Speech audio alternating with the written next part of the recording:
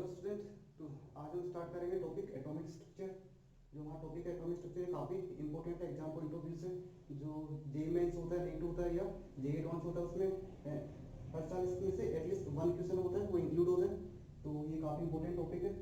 इसके अंदर हम डिटेल में स्टडी करेंगे एटॉम की स्ट्रक्चर को एक्सप्लेन करने के लिए वेरियस एटॉमिक मॉडल्स है, जैसे रदरफोर्ड मॉडल हो गया, ठीक है, बोहर मॉडल हो गया, एंड वेव मैकेनिकल मॉडल जिसको हम क्वांटम मैकेनिकल मॉडल भी बोलते हैं। तो इन सबको हम डिटेल में यहाँ पे स्टडी करेंगे।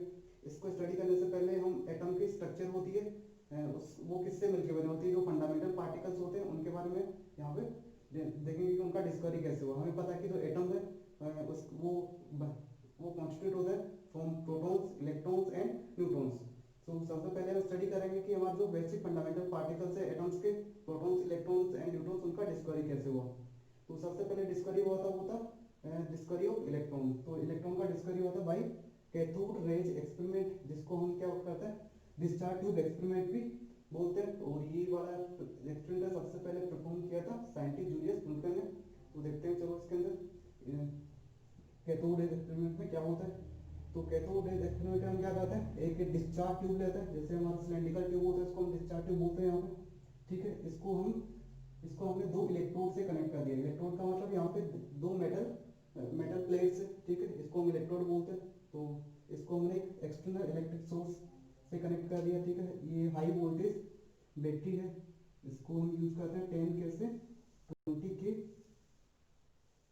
वोल्ट का यहाँ पे हम करंट यूज करते हैं, ठीक है, वोल्टेज यूज करते हैं। इसको हमने कनेक्ट कर दिया वैक्यूम पंप से, है ना। इसको हमने कनेक्ट किया यहाँ पे वैक्यूम पंप से। वैक्यूम पंप क्या करेगा, इसके अंदर वेरी लो प्रेशर जनरेट करेगा। यहाँ पे हम गैस यूज करते हैं, इसके अंदर गैस पिकअप करते हैं वेरी लो प्रेशर पे। तो vacuum pump very low pressure generate करेगा। जो प्रेशर हम यूज करते हैं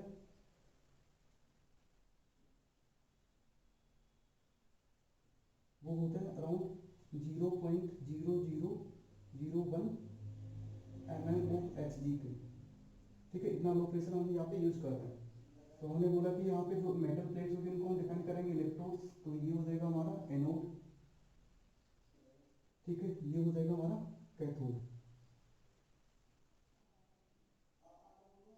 ठीक है। तो उससे पहले एक्सपेरिमेंट को हम कंटिन्यू करने से पहले मैं आपको बताना चाहूंगा यहाँ पे कि जो एनोड है और कैथोड है किसने डिफाइन किया था। तो साइंटिस्ट थे हमारे फेराडे। इन्होंने क्या किया, सबसे पहले जब इलेक्ट्रॉन, न्यूट्रॉन, प्रोटॉन का डिस्कवरी हुआ था, उससे पहले इन्होंने इलेक्ट्रिसिटी का इन्वेंशन किया था यहाँ पे बाई जनरेटर। तो इन्होंने फेराडे ने क्या किया था, जनरेटर का इन्वेंशन किया था। इन्होंने दो मैग्नेटिक थे, एक था नॉर्थ पोल, दूसरा था साउथ पोल।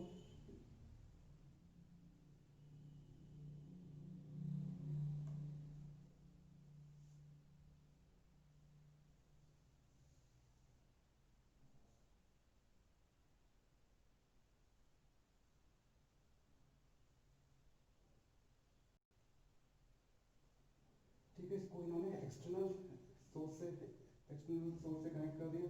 इसको जैसे क्या करेंगे, इस कोइल को रोटेट करेंगे तो यहाँ पे वेरिंग मैग्नेटिक फील्ड के कारण इलेक्ट्रिसिटी कंडक्ट होगा।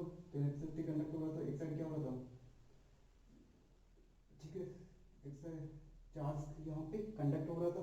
तो उनको पता नहीं था कि ये चार्ज कैसे कंडक्ट होता है, क्योंकि उस टाइम पे इलेक्ट्रॉन, प्रोटॉन, न्यूट्रॉन का डिस्कवरी नहीं हुआ था। तो उन्होंने क्या बोला कि इन्होंने इसका पोलैरिटी फाइंड किया था। यहाँ पे दो टाइप का, डिफरेंट टाइप का पोलैरिटी आया था।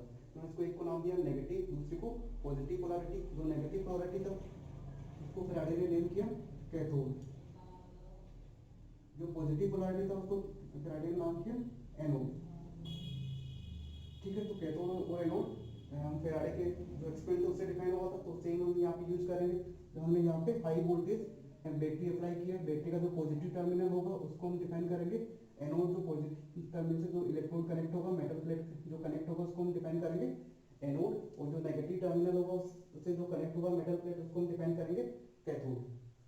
तो देखिए, अगर हम इसमें यहाँ पे एमीटर अप्लाई कर दें, एमीटर यहाँ पे क्या करेगा, ये हमें बताएगा कि इस जो सर्किट है उसमें करंट फ्लो हो रहा है या नहीं हो रहा। तो हमें पता है कि जब सर्किट कंप्लीट होता है तभी करंट फ्लो होता है। अगर मैं इसको यहाँ से ब्रेक कर दूंगा सर्किट को यहाँ से, तो करंट फ्लो नहीं होगा। जब सर्किट क्या होगा, कंप्लीट होगा, तभी इसमें करंट फ्लो होगा। हमें पता है कि यहाँ से लेके यहाँ तक हमें सर्किट कंप्लीट है। जो मेटल प्लेट है, हमारे इलेक्ट्रोड है, वहां तक सर्किट क्या है, कंप्लीट है। यहाँ पे क्या ओपन ओपन सर्किट है, यहाँ पे कोई कोई भी कनेक्टेड नहीं है।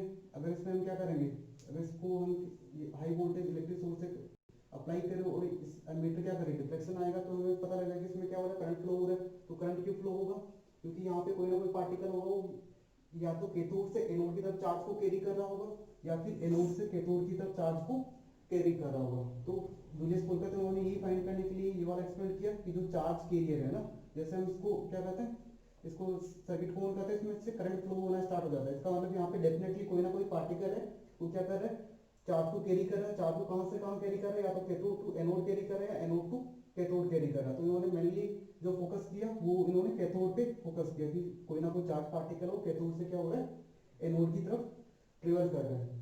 तो इसको डिटेक्ट करने के लिए, चार्ज पार्टिकल को डिटेक्ट करने के लिए इन्होंने क्या किया, जो कि एनोड था उसके पीछे की तरफ बैक साइड में यहाँ पे इन्होंने फ्लोरोसेंस मटेरियल होता है उसका कोटिंग अप्लाई कर दिया। तो यहाँ पे इन्होंने फ्लोरोसेंस मटेरियल होता है उसका कोटिंग यहाँ पे अप्लाई कर दिया।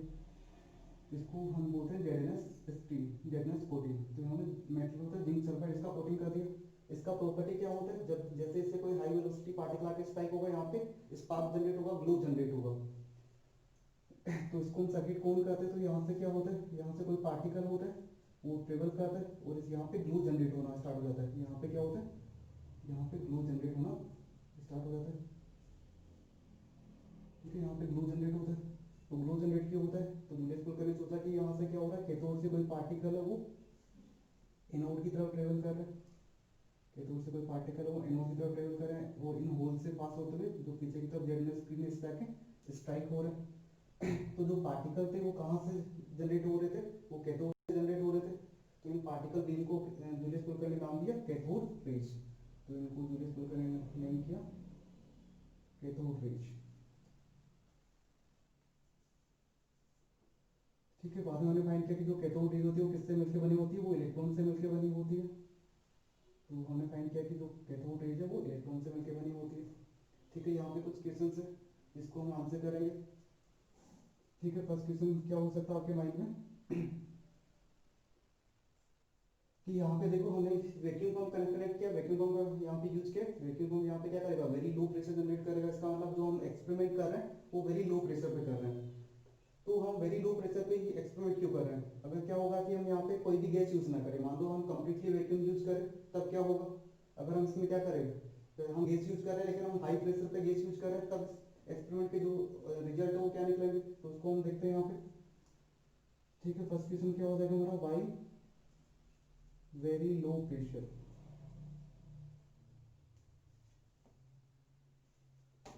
ठीक है, हम वेरी लो प्रेशर ही क्यों यूज कर रहे हैं, इसको हम आंसर देखते हैं।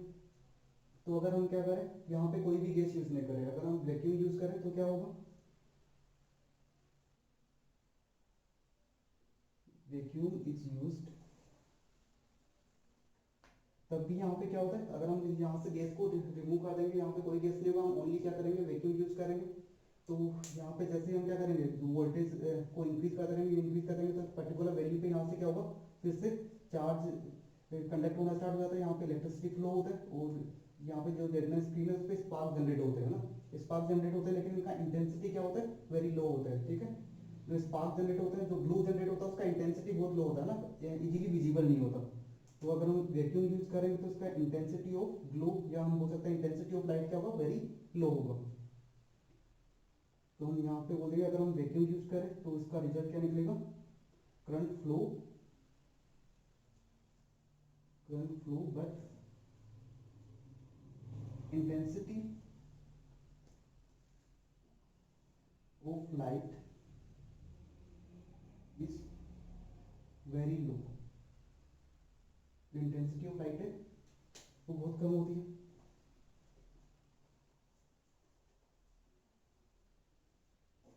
ठीक है, दूसरा हम क्या कर रहे हैं, अगर हम वेरी लो प्रेशर यूज कर रहे हैं तो करंट फ्लो कर रहा है, लाइट का इंटेंसिटी भी क्या है, एंड ठीक है हाई इंटेंसिटी ऑफ लाइट है, तो हम बोलते हैं जब वेरी लो प्रेशर यूज करेंगे तब भी क्या होगा, करंट फ्लो करेगा, करंट फ्लो विद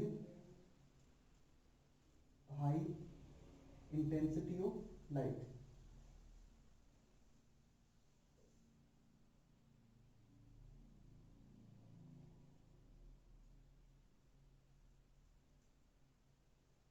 ठीक है, तो थर्ड कंडीशन हमारा क्या हो जाएगा, जब हम इसमें क्या करें, हाई प्रेशर यूज करें।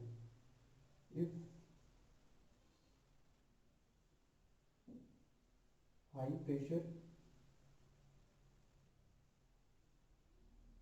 गैस इज यूज्ड, अगर हम हाई प्रेशर गैस यूज करेंगे तो यहाँ पे क्या होता है, current does not flow, current does not flow. तो हम हाई प्रेशर यूज करते हैं तो यहाँ पे करंट फ्लो नहीं होता, यहाँ पे स्पार्क भी जनरेट नहीं होता, ठीक है, कोई स्पार्क ऑब्जर्व नहीं करते। तो ऐसा क्यों हो रहा है, ठीक है, इस कंडीशन को एक्सप्लेन करने के लिए हम देखते हैं। देखो यहाँ पे क्या होगा, अगर हम इसमें वैक्यूम यूज करें ना, कोई भी गैस नहीं है, तो क्या होगा, जो पॉजिटिव प्लेट है ये क्या करेगा, यहाँ पे पॉजिटिव चार्ज जनरेट करेगा, नेगेटिव प्लेट में यहाँ पे क्या करेगा, नेगेटिव चार्ज जनरेट हो जाएगा। तो पॉजिटिव प्लेट क्या करता है, जो नेगेटिव चार्ज आए उनको अट्रैक्ट करेगा। हमें पता है कि इलेक्ट्रॉन पे कौन सा चार्ज होता है, नेगेटिव चार्ज होता है। तो ये क्या करेगा, ये जो पॉजिटिव प्लेट है, पॉजिटिव चार्ज क्रिएट होने के कारण जो इस वाले प्लेट पे जो इलेक्ट्रॉन्स है, यहाँ पे जो मेटल प्लेट है, इसके जो एटम्स में जो इलेक्ट्रॉन्स होंगे उनको अपनी तरफ अट्रैक्ट करेगा। जैसे हम क्या करेंगे, यहाँ से वोल्टेज इंक्रीज करेंगे तो पॉजिटिव जो प्लेट है उसका जो अट्रैक्शन फोर्स है वो क्या होता रहेगा, इंक्रीज होता रहेगा। तो एक पर्टिकुलर फोर्स पे क्या हो जाएगा, पर्टिकुलर वोल्टेज पे जो यहाँ पे अट्रैक्शन फोर्स इतना एनफ होगा कि ये यहाँ की जो इलेक्ट्रॉन्स है इनको एटम से बाहर निकाले ना, उनको वहां से जेट करा के अपनी तरफ अट्रैक्ट करेगा। तो इलेक्ट्रॉन एक पर्टिकुलर सफिशिएंट वोल्टेज पे यहाँ से इलेक्ट्रॉन इजेक्ट होंगे और इसकी तरफ ट्रेवल करेंगे ना।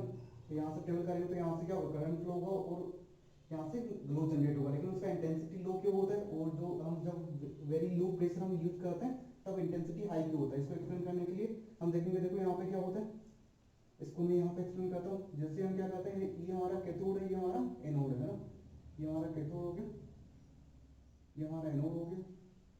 इसमें बीच में हमने क्या किया हुआ, कोई भी गैस फिलअप किया हुआ, जैसे मैं एज्यूम करता हूँ यहाँ पे मैंने हीलियम गैस फिलअप किया हुआ।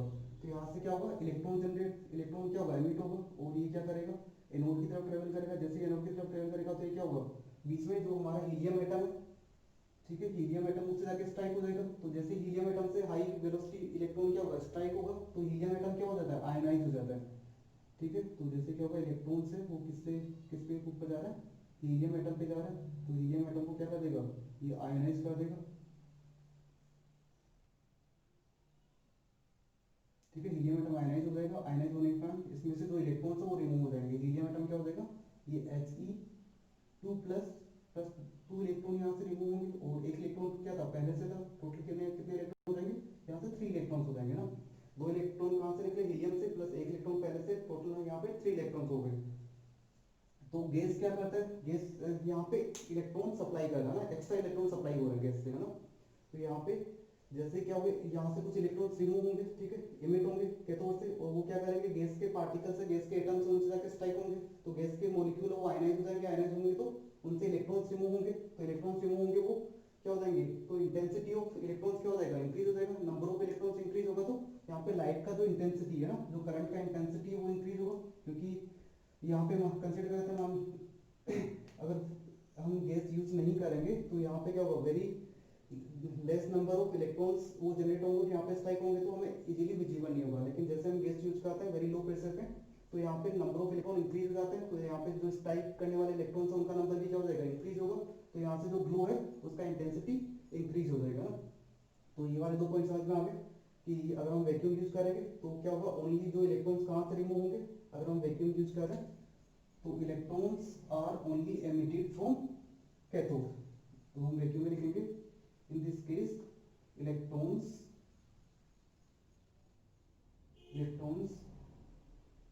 are only emitted from cathode, ठीक है। तो जब हम वैक्यूम यूज करेंगे तो इलेक्ट्रॉन ओनली जो कैथोड हमारा है वहीं से एमिट होंगे। जब हम वेरी लो प्रेशर यूज कर रहे हैं तो क्या हो रहा है, गैस के जो मॉलिक्यूल है वो भी आयन होकर इलेक्ट्रॉन दे रहे हैं, तो इलेक्ट्रॉन का नंबर क्या हो रहा है, इंटेंसिफाई हो रहा है। अब देखते हैं अगर हम क्या करें, वेरी हाई प्रेशर यूज करें, तो वेरी हाई प्रेशर का मतलब यहाँ पे नंबर ऑफ गैस मॉलिक्यूल क्या होंगे, बहुत ज्यादा होंगे। तो जो इलेक्ट्रॉन क्या हो रहे हैं, रिमूव हो रहे हैं, वो दूसरे गैस मॉलिक्यूल के साथ स्ट्राइक करेंगे, ठीक है। तो स्ट्राइक करेंगे तो अपना वेलोसिटी क्या करेंगे, लूज करेंगे ना, अपना वेलोसिटी लूज करेंगे, अपना एनर्जी लूज करेंगे, तो वो एनोड तक पहुंच नहीं पाएंगे। एनोड तक नहीं पहुंचेंगे तो क्या हो जाएगा, यहाँ पे करंट फ्लो नहीं होगा। करंट फ्लो कब होगा, जब कोई यहाँ से चार्ज कैरियर या जिसको हम इलेक्ट्रॉन बोल रहे हैं, इलेक्ट्रॉन यहाँ से ट्रेवल करेंगे कैथोड से और एनोड के ऊपर क्या होंगे, जाके स्ट्राइक होंगे, एनोड तक जाएंगे, तभी चार्ज यहाँ से क्या होगा, चार्ज फ्लो होगा। यहाँ पे हम क्या कर रहे हैं, वेरी हाई प्रेशर है, वेरी हाई प्रेशर का मतलब यहाँ पे gas, number of gas molecule क्या है, बहुत ज़्यादा हाई है। तो ये क्या करेंगे, जो भी इलेक्ट्रॉन्स रिमूव हो रहे हैं कैथोड से, वो क्या करेंगे, गैस के मॉलिक्यूल से स्ट्राइक करेंगे, अपनी एनर्जी लूज कर देंगे, तो वो यहीं पे स्टॉप हो जाएंगे, वो गैस के मॉलिक्यूल से स्ट्राइक करके बीच में स्टॉप हो जाएंगे, वो एनोड तक पहुंच नहीं पाएंगे, एनोड तक नहीं पहुंचेंगे तो यहाँ से क्या हो जाएगा, यहाँ से करंट फ्लो नहीं होगा। तो हम बोल सकते हैं कि ये वाला रिजल्ट क्यों निकल रहा है हमें, कि यहाँ पे करंट फ्लो क्यों नहीं हो रहा, क्योंकि जो इलेक्ट्रॉन्स है वो स्ट्राइक हो रहे हैं किससे, गैस मॉलिक्यूल से, गैस एटम से, और अपना एनर्जी लूज कर रहे हैं। तो इसका हम रीजन हम बोल देंगे electrons strike to gaseous atoms and lose their energy। ठीक है, उनका एनर्जी लूज हो जाएगा। तो हम बोल देंगे यहाँ से कोई भी करंट फ्लो नहीं होगा, कोई भी इलेक्ट्रॉन यहाँ से एनोड तक नहीं पहुंचेगा, तो ये वाला करंट फ्लो यहाँ से नहीं होगा। तो ये हो गया हमारे कि हम यहाँ पे हाई प्रेशर, लो प्रेशर और वैक्यूम की यूज करें, अगर हम अलग अलग कंडीशन यूज करें तो क्या हमारे रिजल्ट होंगे। ठीक है, अगर हम यहाँ से बोलना चाहें कि ओरिजिन ऑफ कैथोड रेज या ओरिजिन ऑफ इलेक्ट्रॉन्स क्या होंगे, अगर हम यहाँ पे बात करें ओरिजिन ऑफ इलेक्ट्रॉन्स या कैथोड रेज। ठीक है, कैथोड रेज कहाँ से जनरेट हो रही है, या इलेक्ट्रॉन्स कहाँ से जनरेट हो रहे हैं, तो हम देख पा रहे हैं कि अगर हम यहाँ पे वैक्यूम यूज करेंगे तब भी क्या होगा, करंट फ्लो करेगा। तो इसका मतलब जो कैथोड रेज है इलेक्ट्रॉन से कहाँ से एमिट हो रहा है, कैथोड से एमिट हो रहा है। तो हम बोलेंगे जो ओरिजिन है कैथोड रेज का, इलेक्ट्रॉन्स को क्या देगा, cathode.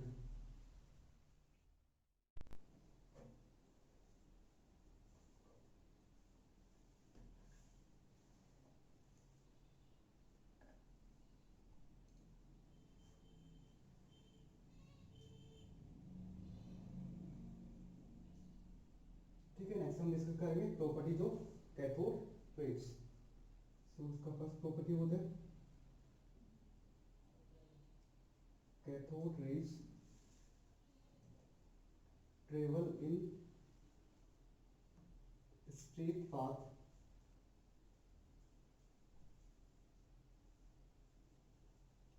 with very high velocity।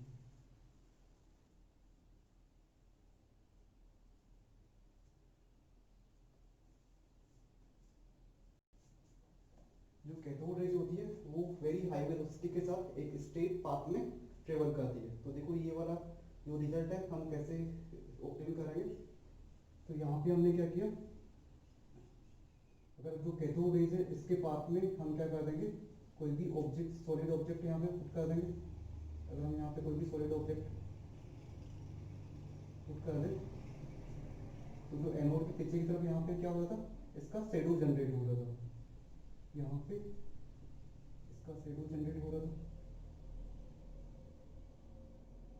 तो हमने बोला इसके बेसिस पे कि जो कैथोड रेज होती है वो क्या करती है, स्ट्रेट पाथ में ट्रेवल करती है वेरी हाई वेलोसिटी के साथ। तो इसको हम किससे कंपेयर कर रहे हैं, इसको हम कंपेयर कर रहे हैं प्रॉपर्टीज ऑफ लाइट के साथ। जो हमारी लाइट की प्रॉपर्टी होती है, तो हमें पता है कि लाइट क्या करती है, वेरी हाई वेलोसिटी के साथ स्ट्रेट पाथ में ट्रेवल करती है। जो सन से जो लाइट आती है तो उनका वेलोसिटी क्या होता है, 3 × 10⁸ मीटर पर सेकंड। तो इनका वेलोसिटी बहुत हाई होता है, वो भी स्ट्रेट पाथ में ट्रेवल करती है। तो हमें पता है कि अगर हम क्या करेंगे, सन लाइट में खड़े होंगे तो वहां से क्या होगा, हमारे पीछे की तरफ हमारा शेडो जनरेट होगा ना।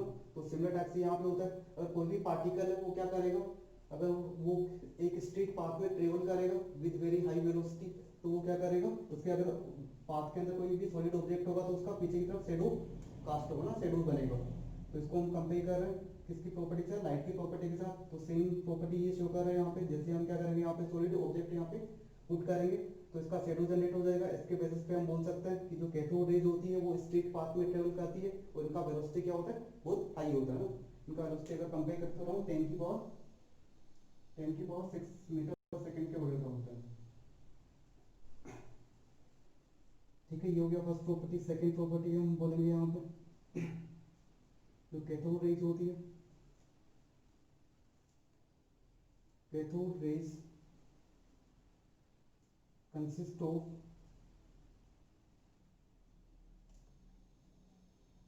मास पार्टिकल।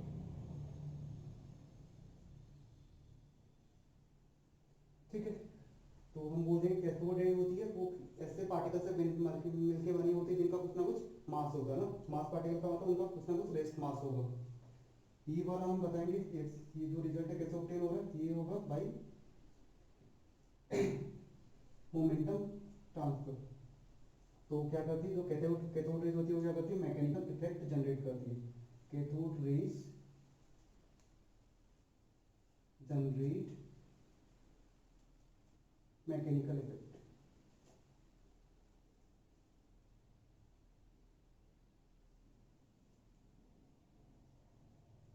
ठीक है, देखिए अगर हम क्या करें यहाँ पे, अगर इसके पास में कैथोड रेज के पास में एक स्मॉल पेडल रख दें, स्मॉल पेडल अगर हम यहाँ पे प्लेस कर दें तो ये पेडल क्या करेगा, ये कैथोड रेज से स्ट्राइक होगी हो रही है इस डायरेक्शन में रोटेट करना स्टार्ट कर देगा। तो हम बोल सकते हैं कि ये क्या कर रही है मैकेनिकल इफेक्ट जनरेट कर रही है। ठीक है, देखो इसको भी हम क्या करेंगे हम लाइट से कंपेयर करें तो जो सनलाइट होती है अगर उसकी उसमें हम क्या करेंगे किसी को भी प्लेस करें किसी भी ऑब्जेक्ट को तो वो रोटेट नहीं होगा। जैसे सबसे स्मॉलेस्ट मास के साथ आपका नोटबुक का पेज होता है, अगर नोटबुक के पेज को क्या करोगे सनलाइट के अंदर प्लेस करोगे तो वो रोटेट होना स्टार्ट नहीं होगा। लेकिन जैसे आप क्या करोगे अगर आप किसी रूम में हो, रूम में आप फैन ऑन हो रहा है तो जैसे आप क्या करोगे फैन ऑन करोगे तो जो नोटबुक का जो पेज है वो रोटेट होना स्टार्ट हो जाता है ना। तो रोटेट क्यों होता है क्योंकि जो एयर पार्टिकल है वो क्या करता है वो नोटबुक के पेज से स्ट्राइक होते हैं और उससे मोमेंटम ट्रांसफर करते हैं। मोमेंटम ट्रांसफर का मतलब फोर्स ट्रांसफर, उस पर फोर्स अप्लाई करते हैं। तो फोर्स अप्लाई करते तो जो पेज नोटबुक का पेज हो रोटेट होना स्टार्ट हो जाएगा। लेकिन सनलाइट क्या होता है, सनलाइट का जो रेस्ट मास होता है वो जीरो होता है। जो सनलाइट होती है उनका रेस्ट मास क्या होता है जीरो होता है, तो कोई भी मोमेंटम ट्रांसफर नहीं करती है।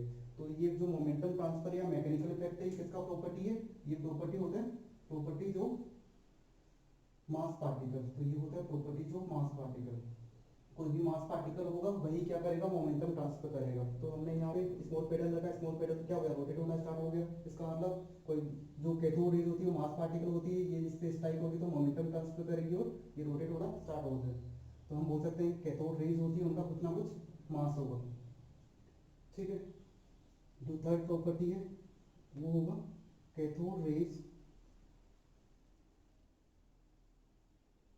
Are made of negatively charge particle, negatively charge particles. जो कैथोड रेज होती है वो नेगेटिवली चार्ज पार्टिकल से मिलकर बनी होती है। ये हम कैसे ऑब्टेन करेंगे, अगर हम इसमें क्या करते हैं तो इसके पास में जो कैथोड रेज इसके पास में अगर हम इलेक्ट्रिक फील्ड अप्लाई कर दें, ठीक है, जैसे ये हमारा कैथोड एनोड हो जाएगा, ये हमारा कैथोड होगा, ये हमारा एनोड हो गया। अगर इसमें हम क्या करें इलेक्ट्रिक फील्ड अप्लाई कर दें यहाँ पे, जैसे अगर ये पॉजिटिव प्लेट है और ये नेगेटिव प्लेट है, यहाँ से कैथोड रेज आ रही है, अगर ये क्या होगा अगर इलेक्ट्रिक फील्ड एब्सेंट होगा तो जो कैथोड रेज होगी क्या स्ट्रेट लाइन में ट्रेवल करेगी एनोड कैथोड से एनोड की तरफ। अगर इसमें जैसे हम क्या करेंगे इलेक्ट्रिक फील्ड स्विच ऑन करेंगे तो यहाँ से जो कैथोड रेज थी जो पहले स्ट्रेट लाइन में जा रही थी जैसे इलेक्ट्रिक फील्ड में आएगी वैसे ये पॉजिटिव प्लेट की तरफ रिफ्लेक्ट हो जाएगी। ठीक है, पॉजिटिव प्लेट की तरफ रिफ्लेक्ट हो जाएगी। अगर हम इस यहाँ पे क्या करें जेडएनएस स्क्रीन अप्लाई करें, ठीक है, ये हमारा जेडएनएस स्क्रीन। तो पहले जो कैथोड रेज थी कहाँ पे जाके स्ट्राइक होना चाहिए था, अगर इनको अगर इलेक्ट्रिक फील्ड नहीं तो ये स्ट्रेट लाइन में ट्रेवल करते हो इस वाले पॉइंट पे जाके यहाँ पे स्ट्राइक होती। लेकिन जैसे हमने क्या किया इलेक्ट्रिक फील्ड यहाँ पे स्विच ऑन किया तो ये डिफ्लेक्ट हो गई पॉजिटिव प्लेट की तरफ और यहाँ पे क्या हो रहा है स्पार्क जनरेट हो रहा है ना, यहाँ पे स्पार्क जनरेट होना स्टार्ट हो गया। तो हमने वो देखा कि जो कैथोड रेज है वो पॉजिटिव चार्ज की तरफ अट्रैक्ट हो रही है। हमें पता है कि जो टू सिमिलर चार्जेस होते हैं उनके बीच में क्या होता है रिपल्सन होता है। पॉजिटिव पॉजिटिव के बीच में क्या होगा रिपल्सन होगा, नेगेटिव नेगेटिव के बीच में रिपल्सन होगा। लेकिन जो अपोजिट चार्जेस होते हैं उनके बीच में क्या होता है अट्रैक्शन होता है। तो यहाँ पे देखो जो कैथोड रेज है किसकी तरफ डिफ्लेक्ट हो रही है पॉजिटिव प्लेट की तरफ डिफ्लेक्ट हो रही है। इसका मतलब ये पॉजिटिव चार्ज की तरफ डिफ्लेक्ट हो रही है। इसका मतलब जो कैथोड रेज है इन पे अपोजिट चार्ज होना चाहिए। तो कैथोड जो प्लेट है हमारे इस पे कौन सा चार्ज है पॉजिटिव चार्ज है, इसका मतलब जो कैथोड रेज इस पे कौन सा चार्ज हो जाएगा नेगेटिव चार्ज। तो हमने यहाँ से कंक्लूजन निकाला कि जो कैथोड रेज होती है वो नेगेटिवली चार्ज पार्टिकल से मिलकर बनी होती है। ठीक है, इसका जो नेक्स्ट प्रॉपर्टी होगा वो होगा इसका charge by mass ratio. So next property is cathode rays have constant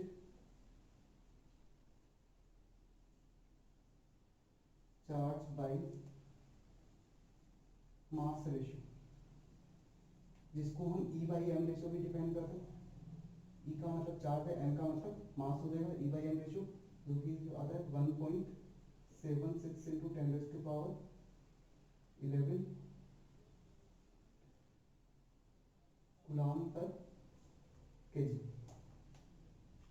ठीक है, तो साइंटिस्ट से जे थॉमसन उन्होंने ई बाई एम रेशियो फाइंड किया था। तो उन्होंने जैसे ई बाई एम रेशियो फाइंड किया तो उसका वैल्यू कितना आ रहा था 1.76 टू 10⁻11। तो इन्होंने क्या किया, डिफरेंट डिफरेंट गैसेस यूज की। उन्होंने चेक किया कि ये जो ई बाई एम रेशियो ये कांस्टेंट आ रहा है, चेंज हो सकता है। तो उन्होंने सोचा कि हो सकता है किसी पर्टिकुलर गैस के लिए ई बाई एम रेशियो 1.76 टू 10⁻11 आ रहा हो। अगर हम गैस को चेंज कर रहे हैं तो ई बाई एम रेशियो भी क्या हो सकता है, चेंज हो सकता है। तो इन्होंने क्या किया, जैसे यहाँ पे हीलियम गैस लिया, हाइड्रोजन गैस लिया, और भी डिफरेंट टाइप की गैसेस होती है। तो यहाँ पे डिफरेंट डिफरेंट गैसेस के साथ इन्होंने एक्सपेरिमेंट किया। तो हर बार क्या हो रहा था, ई बाई एम रेशियो सेम आ रहा था। फिर उन्होंने क्या किया, हो सकता है कि जो यहाँ पे इलेक्ट्रोड हम यूज करें, जो मेटल यूज करें, उनके कारण क्या हो सकता है ई बाई एम रेशियो सेम आ रहा हो। तो इन्होंने क्या किया, जो कैथोड है उसको इसकी मेटल को चेंज करे, डिफरेंट डिफरेंट मेटल के इलेक्ट्रोड लिए ना, कैथोड लिए, तब भी क्या हो रहा था, ई बाई एम रेशियो सेम आ रहा था। इन्होंने क्या किया, फिर जो जो वोल्टेज है, ठीक है, जो बैटरी हम यूज करें इसके वोल्टेज को इन्होंने चेंज किया, ठीक है, इंक्रीज और डिक्रीज करना स्टार्ट किया, तब भी ई बाई एम रेशियो क्या आ रहा था, सेम आ रहा था। तो इन्होंने यहाँ से बोला कि चाहे हम डिफरेंट टाइप के गैसेस यूज करें या डिफरेंट टाइप के इलेक्ट्रोड यूज करें या हम वेरिंग जो पोटेंशियल यूज करें, हमेशा जो ई बाई एम रेशियो होगा, चार्ज बाई जो मास का रेशियो होगा इलेक्ट्रोड का, वो क्या है, कैथोड रेज का, वो क्या होगा, सेम होगा। इसका मतलब जो कैथोड रेज का ई बाई एम रेशियो सेम है, तो ये क्या होती है, एक बेसिक फंडामेंटल पार्टिकल होता है किसी भी मटेरियल का। जो भी हमारे एलिमेंट्स होते हैं, एटम्स होते हैं, उनके अंदर ये बेसिक फंडामेंटल पार्टिकल होता है, ये सबके अंदर प्रेजेंट होता है। ठीक है, तो यहाँ से हम बोल सकते हैं कि इलेक्ट्रॉन्स होगा वो क्या होगा, वो सब टाइप के एटम्स में, वो टाइप के एटम्स में प्रेजेंट होगा। ठीक है, तो ये यहाँ पे क्या थे, कुछ इसकी प्रॉपर्टीज थी कैथोड रेज की।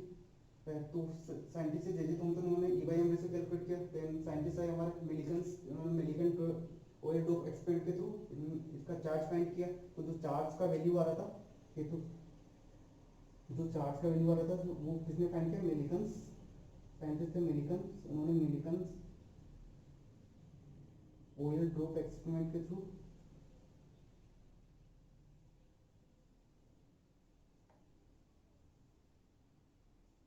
चार्ज फाइंड किया। वो चार्ज का वैल्यू आ रहा था ई का जो वैल्यू आ रहा था वो आ रहा था 1.6 इंटू 10⁻⁻19 कूलम। और हमें पता है कि ये चार्ज कैसा होता है, नेगेटिव चार्ज टाइप का चार्ज होता है। तो यहाँ पे इनका चार्ज का वैल्यू कर देगा -1.6 इंटू 10⁻19 कूलम। ठीक है, हमने यहाँ पे माइनस क्या रिप्रेजेंट कर रहा है, माइनस की नेचर को रिप्रेजेंट कर रहा है। ये मैग्नीट्यूड के अंदर नहीं आ रहा, माइनस क्या रिप्रेजेंट करेगा, ये नेगेटिव टाइप का चार्ज है ना, इसके मैग्नीट्यूड के अंदर नहीं है। तो यहाँ से देखो, अगर हमें चार्ज मिल गया और यहाँ से हमें क्या पता है, ई बाई एम रेशियो पता है, तो यहाँ से हम मास फाइंड कर सकते हैं। तो जो मास का वैल्यू आएगा वो क्या हो जाएगा, वो आएगा इसके लिए 9.1 इंटू 10⁻31 केजी। ठीक है, यहाँ हम बोल सकते हैं 9.1 इंटू 10⁻28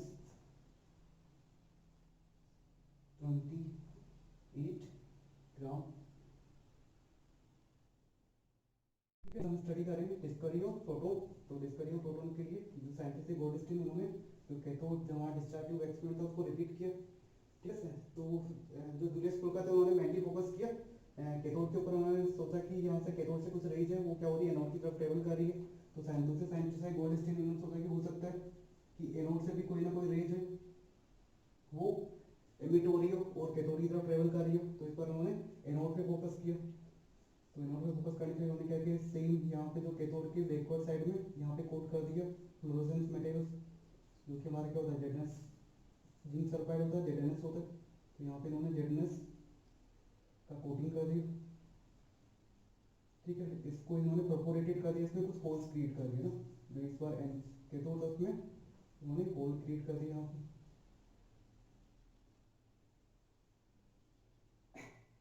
तो जैसे हम क्या करेंगे, यहाँ पे वोल्टेज है इसको स्विच ऑन करेंगे। तो यहाँ पे स्पार्क जनरेट होना स्टार्ट हो जाएगा। यहाँ पे स्पार्क जनरेट होना स्टार्ट हो गया, स्पार्क जनरेट होना स्टार्ट हो गया। इसका मतलब हम बोल सकते हैं कि जो एनोड है इससे कोई ना कोई क्या हो रहा है, चार्ज पार्टिकल है वो कैथोड की तरफ ट्रेवल कर रहा है और इन होल से पास होते हुए यहाँ पे जो पिछली की तरफ जेडनेस स्क्रीन इस पे जाके स्ट्राइक हो रहा है, तो यहाँ से कोई ना कोई चार्ज पार्टिकल है वो एमिट हो रहा है, कैथोड की तरफ ट्रेवल करेगा, क्योंकि यहाँ पे क्या होगा, इन पे दूसरा टाइप का चार्ज होगा, इन पे पॉजिटिव चार्ज होगा, यहाँ पे कैथोड पे नेगेटिव चार्ज है, तो नेगेटिव चार्ज पॉजिटिव चार्ज को क्या करेगा, अट्रैक्ट करेगा, तो ये पार्टिकल नेगेटिव चार्ज की तरफ कैथोड की तरफ ट्रेवल करेंगे, और यहाँ पे होल्स क्रिएट है, तो होल के थ्रू पास होते हुए जो जेडनेस स्क्रीन है उस पर जाके स्ट्राइक होंगे। ठीक है, तो जो गोल्डस्टीन के साइंटिस्ट इन्होंने बोला कि जो ये पार्टिकल है कहाँ से एमिट हो रहे हैं, वो एनोड की तरफ से एमिट हो रहे हैं, तो इन्होंने इसको नाम दिया एनोड रेज, तो इन्होंने इसको नाम दिया एनोड रेज। ठीक है, तो आगे हम देखेंगे कि जो एनोड रेज होती है इनका ओरिजिन क्या होता है। एक्चुअल में जो एनोड रेज होती है इनका ओरिजिन एनोड नहीं होता, ये एनोड से एमिट नहीं होती। तो यहाँ पे हम बात करेंगे ओरिजिन ऑफ एनोड रेज।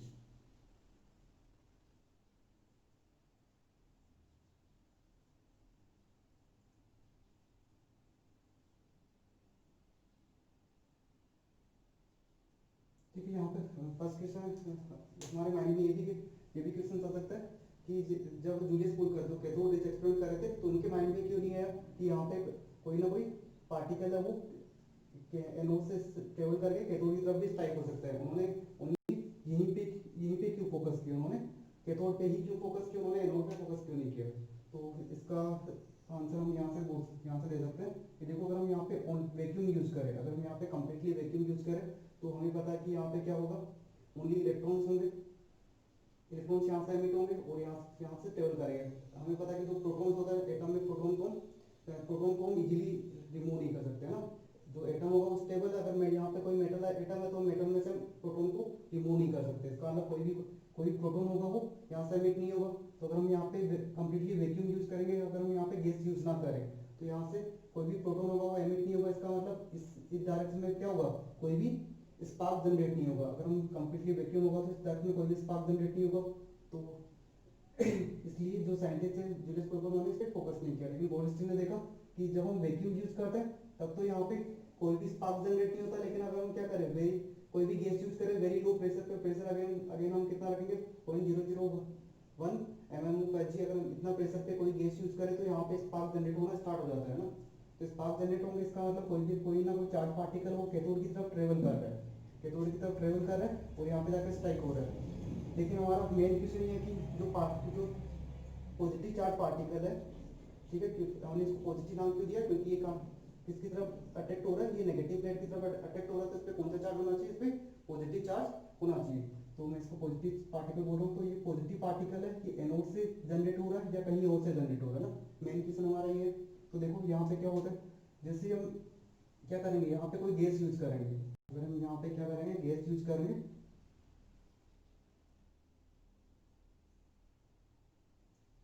तो यहाँ से क्या होता है, जैसे इसको क्या करेंगे, सोर्स से हम कनेक्ट करेंगे, तो यहाँ से इलेक्ट्रॉन एमिट होंगे, यहाँ पे हमने क्या लिया, कंसिडर करते हैं हमने हीलियम गैस लिया हुआ, तो हीलियम गैस से स्ट्राइक होंगे, जैसे इससे स्ट्राइक होंगे तो इसका क्या हो जाएगा, यहाँ पे आयनाइजेशन हो जाएगा, इलेक्ट्रॉन है वो हीलियम गैस से स्ट्राइक होगी, हीलियम गैस को क्या कर रहे हैं, आयनाइज कर रहे हैं, तो हीलियम गैस कनेक्ट हो जाएगा हीलियम 2+, और यहाँ पे 3 इलेक्ट्रॉन जनरेट हो जाएंगे। इसका मतलब यहाँ पे कौन होगा, जैसे हम यहाँ से इलेक्ट्रिसिटी स्विच ऑन करेंगे, इलेक्ट्रॉन्स होंगे वो गैस के मॉलिक्यूल को क्या कर देंगे, आयनाइज कर देंगे। आयनाइज करने के कारण यहाँ पे गैस के जो गैसेस एटम है वो अपने इलेक्ट्रॉन चूज कर देंगे, और जो गैसेस एटम है वो किस में कन्वर्ट हो जाएंगे, पॉजिटिव चार्ज पार्टिकल में कन्वर्ट हो जाएंगे। गैसेस एटम वो एक पॉजिटिव चार्ज पार्टिकल जिसको हम केटाइंस बोलते हैं, तो केटाइंस में कन्वर्ट हो जाएंगे। केटाइंस पे कौन सा चार्ज है, इन पे पॉजिटिव चार्ज है,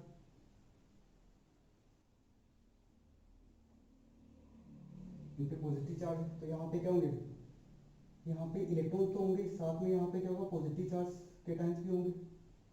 तो ये पॉजिटिव चार्ज केटाइंस क्या होंगे, नेगेटिव प्लेट की तरफ अट्रैक्ट होंगे, पॉजिटिव नेगेटिव में अट्रैक्शन होता तो कैथोड क्या करेगा, इनको अपनी तरफ अट्रैक्ट करेगा। तो यहाँ पे क्या करेंगे, वेलोसिटी गेन करेंगे, वेलोसिटी गेन करके ये इन होल के थ्रू पास होते हुए यहाँ पे स्ट्राइक करेंगे। तो अगर हम कोई भी गैस यूज नहीं करते हैं, ठीक है, हम वैक्यूम कम्प्लीटली वैक्यूम यूज करते हैं, तो यहाँ पे कोई भी गैस पार्टिकल नहीं होता, तो यहाँ पे आयनेशन नहीं होता। जब तक आयनेशन नहीं होगा तब तक हमारे केटाइंस जनरेट नहीं होंगे, पॉजिटिव चार्ज जनरेट नहीं होंगे, तो यहाँ पे कोई भी एनोड रेज जनरेट नहीं होगा। एनोड रेज कब जनरेट होता है, जब हम यहाँ पे गैस यूज करते हैं। तो जैसे हम गैस गैस चूज करेंगे, इलेक्ट्रॉन्स गैस को आयनाइज करते हैं, यहाँ पे क्या बनते हैं कैटायंस बनते हैं, कैटायंस क्या करते हैं कैथोड की तरफ ट्रेवल करते हैं। तो यहाँ से हम बोल सकते हैं कि जो ओरिजिन ऑफ एनोड रेज है ये क्या है, ये गैस पार्टिकल्स है। जो एनोड रेज का ओरिजिन कहाँ से होता है, फ्रॉम गैस पार्टिकल्स। जो गैसेस मॉलिक्यूल है, गैसेस पार्टिकल है, वो क्या करते हैं एनोड रेज बनाते हैं, उनको क्रिएट करते हैं। ठीक है, तो अगर हम क्या करें, अगर हम वैक्यूम यूज करें यहाँ पे, इफ वैक्यूम इज यूज्ड, तब क्या होगा, तब कोई भी एनोड रेज जनरेट नहीं होगा। तो हम बोलेंगे no anode rays generated.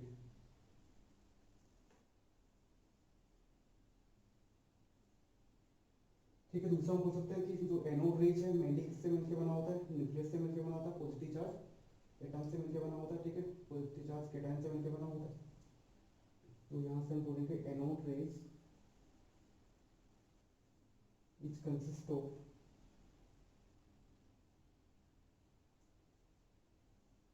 positively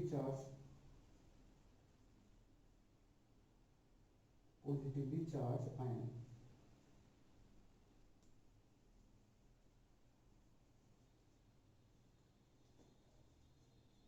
charge ions called cations।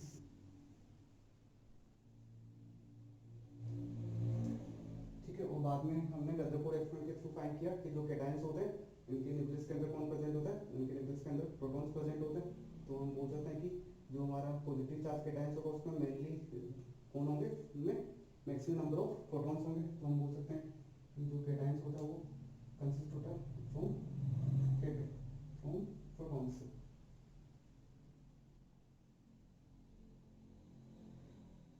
ठीक है, तो इसके थ्रू क्या हुआ, हमारा पॉजिटिव चार्ज आयन या जो हमारे प्रोटॉन्स है उनका डिस्कवरी हुआ।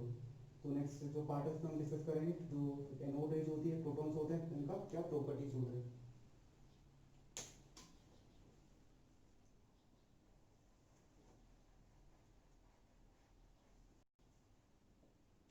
ठीक है, नेक्स्ट हम डिस्कस करेंगे properties of anode rays.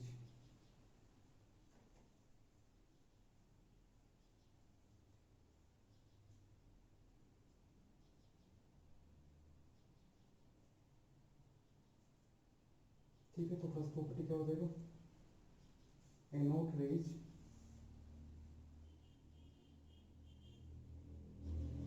Travel in straight path with very high velocity.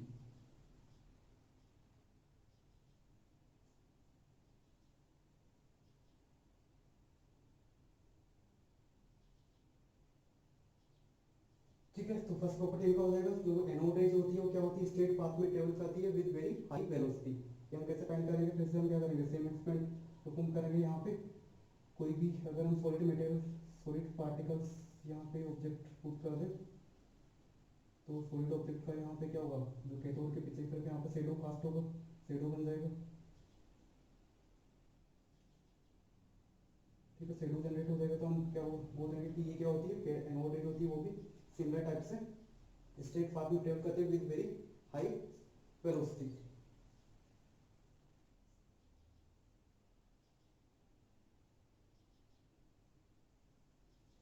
Anode rays generate mechanical effect.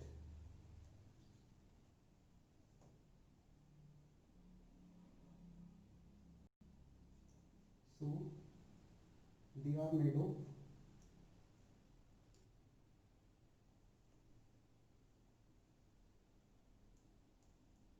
mass particle। ठीक है, फिर से हमने क्या किया, सेकंड हमारा जो एक्सपेरिमेंट है परफॉर्म किया, अगर इसमें हम क्या कर दें, एक स्मॉल पेडल पुट कर दें, इसके पास में हम क्या करें, एक स्मॉल पेडल पुट कर दें। ठीक है, तो ये इससे आगे इस टाइप होगी, इस टाइप होगी, तो ये रोटेट होना स्टार्ट हो जाएगा। जैसे ये रोटेट होगा तो हम बोल सकते हैं कि क्या हो रहा है, यहाँ पे मैकेनिकल इफेक्ट जनरेट करता है। मैकेनिकल इफेक्ट कौन जनरेट करता है, जिनका कुछ ना कुछ मास होता है। तो इसका मतलब जो एनोड रेज है वो मास पार्टिकल से मिलकर बनी होती है। ठीक है, थर्ड हम फाइंड करेंगे, anode rays are made of positively charge particles. Third property हो जाएगा anode rays are made of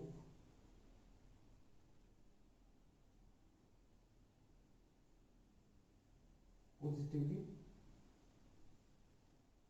charge particle. ठीक है, जो एनोड रेज होती है वो हमारी पॉजिटिव चार्ज पार्टिकल से मिलकर बनी होती है। इसको हम कैसे डिटरमाइन करेंगे? यहाँ पे हमारा एनोड और कैथोड है। अगर यहाँ पे जेनरल स्किन हम अप्लाई कर दें तो यहाँ से क्या हो रही है, अगर अगर इलेक्ट्रिक फील्ड क्या होगा, एब्सेंट होगा, तो एनोड रेज क्या होगी, एक स्ट्रेट लाइन में ट्रेवल करेगी। ठीक है, और वो यहाँ पे जाके स्ट्राइक होगी, वो इस वाले रीजन में जाके यहाँ पे ग्लू जनरेट होना स्टार्ट हो जाएगा। ठीक है, एक स्ट्रेट पाथ में। जैसे हम क्या करेंगे, यहाँ पे इलेक्ट्रिक फील्ड अप्लाई करेंगे। अगर यहाँ पे हम क्या करेंगे, यहाँ पे नेगेटिव चार्ज प्लेट अप्लाई करेंगे, यहाँ पे पॉजिटिव प्लेट अप्लाई कर दें, तो जो cathode raise sorry anode rays होती है वो इस इलेक्ट्रिक फील्ड में पॉजिटिव प्लेट की तरफ डिफ्लेक्ट, नेगेटिव प्लेट की तरफ डिफ्लेक्ट होना स्टार्ट हो जाती है। नेगेटिव प्लेट की तरफ डिफ्लेक्ट होगी तो हम बोल सकते हैं कि यहाँ पे क्या होगा, जो टू अपोजिट चार्जेस के बीच में क्या होता है, अट्रैक्शन होता है। तो हमारे जो एनोड रेज है वो नेगेटिव प्लेट की तरफ डिफ्लेक्ट हो रही है। इसका मतलब नेगेटिव प्लेट से क्या हो रही है, अट्रैक्ट हो रही है। इसका मतलब जो एनोड रेज है इन पे कौन सा चार्ज होना चाहिए, पॉजिटिव चार्ज होना चाहिए। तो यहाँ से हमने बोल दिया कि जो एनोड रेज है हमारी वो पॉजिटिव चार्ज पार्टिकल से मिलकर बनी होगी।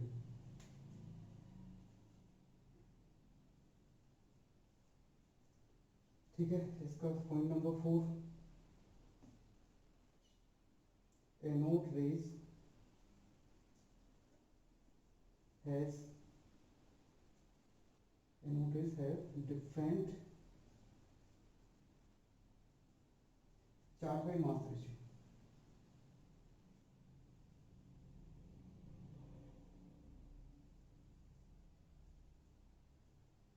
ठीक है, तो चार्ज बाय मास रेशियो था वो क्या था, एनोड पे डिफरेंट आ रहा था और वो हाइड्रोजन एटम के लिए मिनिमम आ रहा था। तो यहाँ से इसको पॉइंट को देखो एक्सप्लेन कैसे करते हैं। हमने क्या किया, यहाँ पे फिर से charge by mass ratio find करेंगे। तो charge by mass ratio find किया तो जेजे थॉमसन ने उन्होंने क्या किया, यहाँ पे डिफरेंट डिफरेंट गैसेस वो डिफरेंट टाइप के इलेक्ट्रोड यूज करके यहाँ पे इसका charge by mass ratio find करने का ट्राई किया। तो जैसे हम क्या कर रहे थे, अगर हम क्या करेंगे, यहाँ पे सेम गैस सेम है लेकिन हम क्या करेंगे, इलेक्ट्रोड चेंज करेंगे तो उसका चार्ज बाय मास रेशियो क्या आएगा, सेम आएगा, वो चेंज नहीं हो रहा। ठीक है, तो यहाँ से हम बोल सकते हैं कि देखो हम इलेक्ट्रोड चेंज नहीं कर रहे हैं, हम गैस यूज कर रहे हैं, तो जो चार्ज बाय मास रेशियो उस क्या है, वो सेम है। इसका मतलब जो एनोड रेज है वो यहाँ से जनरेट नहीं हो रही है ना, एनोड से जनरेट नहीं हो रही। जैसे हम क्या करेंगे, यहाँ पे वोल्टेज चेंज करेंगे तब भी चार्ज बाय मास रेशियो क्या रहेगा, एक पर्टिकुलर गैस के लिए सेम रहेगा। लेकिन जैसे हम गैस चेंज करते हैं, जैसे गैस चेंज करेंगे तो चार्ज बाय मास रेशियो क्या हो जाएगा, charge by mass ratio change हो जाएगा। इसको हम एक्सप्लेन कर सकते हैं charge by mass ratio change क्यों होता है, क्योंकि एटम के अंदर क्या होता है, जितने भी इलेक्ट्रॉन्स होते हैं सबको हम रिमूव नहीं कर सकते ना। एटम में जितने भी इलेक्ट्रॉन्स होते हैं सबको हम रिमूव नहीं कर सकते। जैसे हाइड्रोजन एटम होगा, अगर हम हाइड्रोजन एटम की बात करें तो इलेक्ट्रॉन से स्ट्राइक होगा तो इसको किसमें कनेक्ट कर देगा, H प्लस प्लस 1 इलेक्ट्रॉन में। तो इसके अंदर क्या होगा, जो H प्लस इसमें एक प्रोटॉन होगा, तो एक प्रोटॉन का मास, तो इसका जो चार्ज मास रेशियो क्या आएगा, इसका जो चार्ज है वो एक इलेक्ट्रॉन के इक्विवेलेंट आ जाएगा और इसका मास कितना आ जाएगा, एक प्रोटॉन के मास के इक्विवेलेंट आ जाएगा। जो हीलियम होता है, अगर हम हीलियम एटम की बात करें तो इस पे कितना चार्ज होता है, ये हीलियम 2 प्लस आयन में कनेक्ट हो जाता है। इस पे चार्ज कितना होता है, दो प्रोटॉन के करंट या दो इलेक्ट्रॉन के करंट चार्ज होता है। लेकिन इसमें मास को हम देखें तो यहाँ पे एक थर्ड पार्टिकल और होता है, न्यूट्रॉन। तो जो मास होगा वो प्रोटॉन प्लस न्यूट्रॉन दोनों का कंबाइन होगा। अभी हमने पहले डिस्कस कर चुके हैं कि जो क्या होगा, प्रोटॉन्स को हम ब्रेक नहीं कर सकते। प्रोटॉन क्या करेंगे, पूरे केटायन की फॉर्म में एक साथ ट्रेवल करेंगे। तो जब भी क्या होगा, यहाँ से एनोड रेज के अंदर पूरा एक न्यूक्लियस होगा, पूरा एक एटम होगा, पॉजिटिवली चार्ज एटम, वो यहाँ से कैथोड की तरफ ट्रेवल करेगा। तो ये जो पॉजिटिवली चार्ज केटायन होता है, आयन होता है, उसके अंदर प्रोटॉन्स प्लस न्यूट्रॉन दोनों प्रेजेंट होते हैं। तो यहाँ पे number of proton plus neutron very करेगा, तो इसमें प्रोटॉन प्लस न्यूट्रॉन टोटल कितना होता है, 4 होता है। तो इसका मास 4 प्रोटॉन के इक्विवेलेंट हो जाएगा। तो इसका मास कितना रहेगा, 4 प्रोटॉन के इक्विवेलेंट। यहाँ से अगर हम charge by mass ratio find करें तो कितना आ जाएगा, E/2mc। तो जैसे जैसे एटम का वेट इंक्रीज होता रहेगा वैसे वैसे मास इंक्रीज होता रहेगा, लेकिन चार्ज का वैल्यू क्या होगा, उस रेशियो में इंक्रीज नहीं होगा। इसलिए जो चार्ज बाय मास का रेशियो आएगा वो डिफरेंट केसेस के लिए डिफरेंट आएगा। न्यूट्रॉन।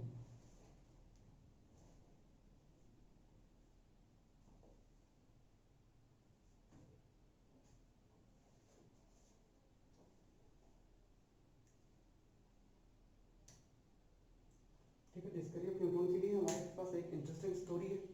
तो देखिए जब नेक्स्ट हम पढ़ेंगे इसके बाद जो एटॉमिक मॉडल में हम पढ़ेंगे जे थॉम्सन मॉडल, जो कि ज़्यादा इंपॉर्टेंट नहीं है। उसका जो इंपॉर्टेंट मॉडल हमारा रदरफोर्ड मॉडल है ना। तो रदरफोर्ड ने क्या किया था, अल्फा पार्टिकल स्कैटरिंग एक्सपेरिमेंट किया था। तो उन्होंने उसके बेसिस पे अपना एटॉमिक मॉडल दिया था जो काफ़ी हद तक सही था।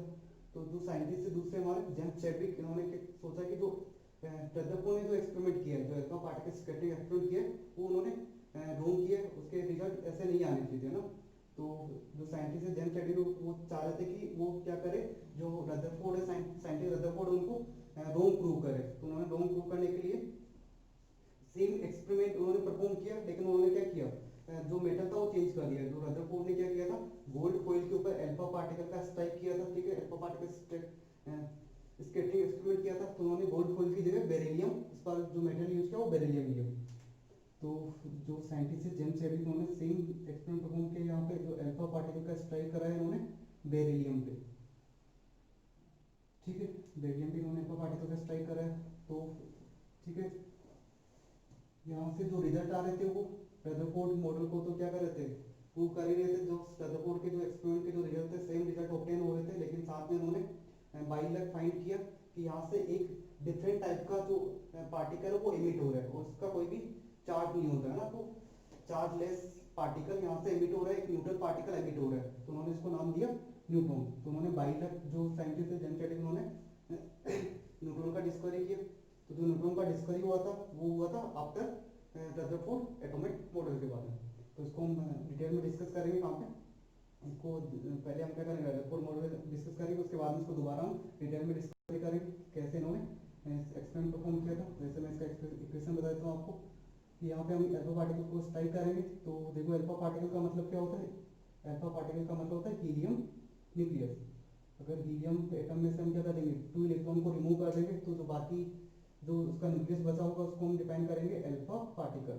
तो अल्फा पार्टिकल को हम इस टाइप से डिनोट कर सकते हैं।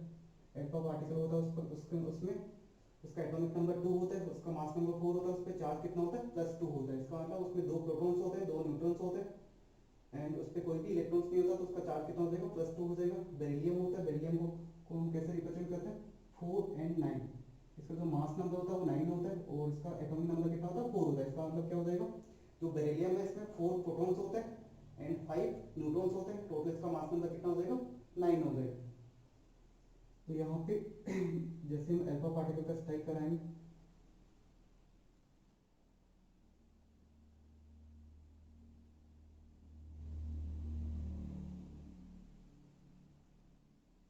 यहाँ से डिफरेंट टाइप का पार्टिकल जनरेट होगा।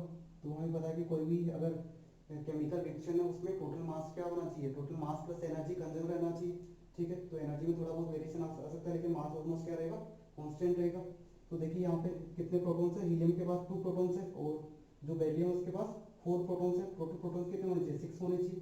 तो ये दोनों कंबाइन होकर एक न्यू टाइप का एटम हम जनरेट करते हैं, जिसको हम क्या करते हैं, कार्बन एटम डिफाइन करते हैं।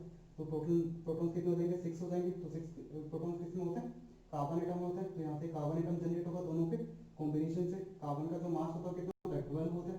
तो यहाँ पे प्रोटॉन प्लस न्यूट्रॉन्स का नंबर कितना हो जाएगा, 12 हो जाएगा। देखो यहाँ पे कितने न्यूट्रॉन्स है, मैं न्यूट्रॉन्स की अगर हम बात करें, अगर हम न्यूट्रॉन्स की बात करें तो देखो यहाँ पे कितने न्यूट्रॉन्स है, 4 - 2 = 2 न्यूट्रॉन्स है। जो हीलियम है अल्फा पार्टिकल, इसके बाद 2 न्यूट्रॉन्स है। जो बेरिलियम है उसके पास कितने, 9 - 4 = 5 न्यूट्रॉन्स है।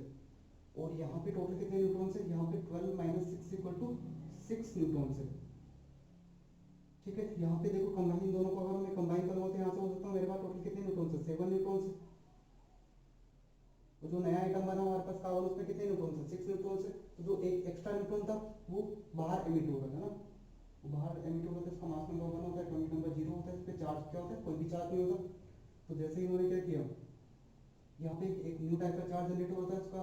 तो इसको प्रॉपर्टी फाइंड करने के लिए उन्होंने यहाँ पे इलेक्ट्रिक और मैग्नेटिक फील्ड अप्लाई कर दिया ना, इलेक्ट्रिक और मैग्नेटिक फील्ड अप्लाई करके देखा यहाँ पे। तो ये चार्ज पार्टिकल क्या होता है, इलेक्ट्रिक और मैग्नेटिक फील्ड में डिफ्लेक्ट नहीं हो रहा था, ये एकदम स्ट्रेट लाइन में जाके यहाँ पे जो हमारी जेडनेस स्क्रीन है उस पर जाके स्ट्राइक हो रहा था। तो ये चार्ज पार्टिकल है, ना तो इलेक्ट्रिक फील्ड में डिफ्लेक्ट होगा, ना ही मैग्नेटिक फील्ड में डिफ्लेक्ट होगा। इसका मतलब ये क्या है, एक न्यूट्रल टाइप का पार्टिकल है। तो इसका नाम उन्होंने कर दिया न्यूट्रॉन्स। तो उन्होंने इसको नाम दिया न्यूट्रॉन्स। तो इस टाइप से क्या होता है न्यूट्रॉन का डिस्कवरी